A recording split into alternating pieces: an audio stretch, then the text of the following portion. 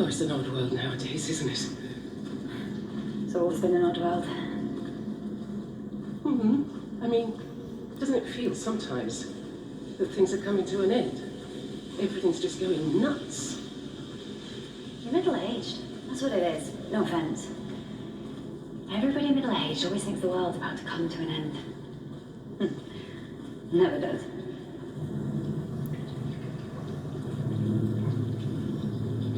It's here.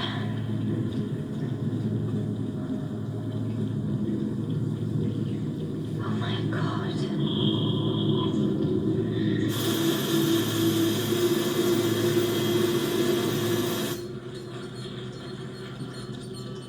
Hi, this is Laura Oswald. I'm probably on the tube or in outer space. Leave a message.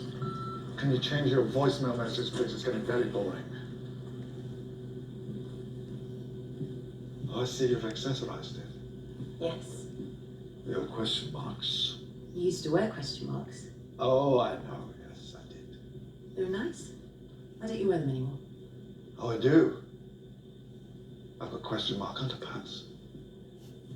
Makes one wonder what the question is.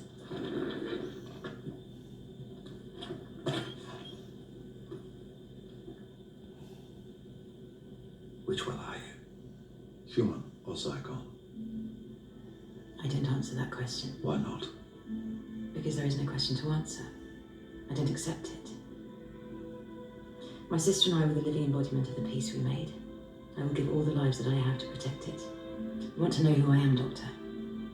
I am the peace. I am human and Zygon.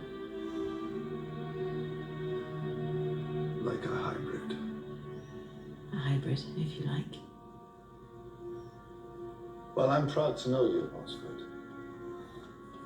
And I promise that I won't tell anyone. But you're human.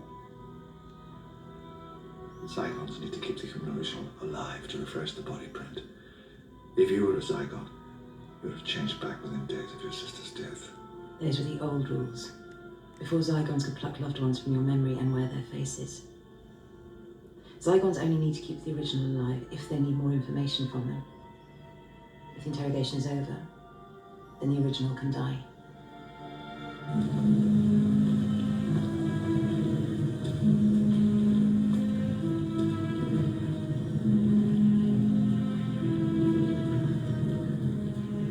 Oh my God. These are Zygon pods.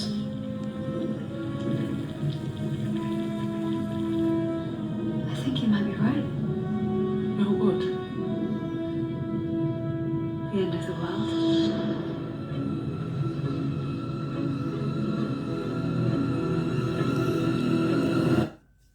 The end of the world. Goodness, could it get more epic than the end of the world? Wow, what a blast from the past. The return of the Zygons. Goodness, I don't think we'd actually seen them since Terror of the Zygons, which was back in the 1970s. So this was a real monumental moment in the history of Doctor Who. The Zygon invasion and the Zygon inversion. This had a very unusual feel to it, I seem to remember. Sort of something sort of slightly James Bond about it, you know, not knowing who's who and doppelgangers. And we saw the return of Osgood there wearing the question marks, who of course had proved to be such a popular character that they brought her back. I have a feeling Kate Lethbridge-Stewart was also in this one, and I think there was an evil Clara. I seem to remember an evil Clara who was obviously a Zygon, who was called Bunney. For some bizarre reason. I don't know how I remember that, but I'm sure she was called Bonnie. So it was Bonnie and Clara. And I thought that joke was incredibly funny. Peter Capaldi, what great timing. Osgood saying, you used to wear question marks. And the Doctor saying, I still do. I wear question mark underpants. Who would have thought it?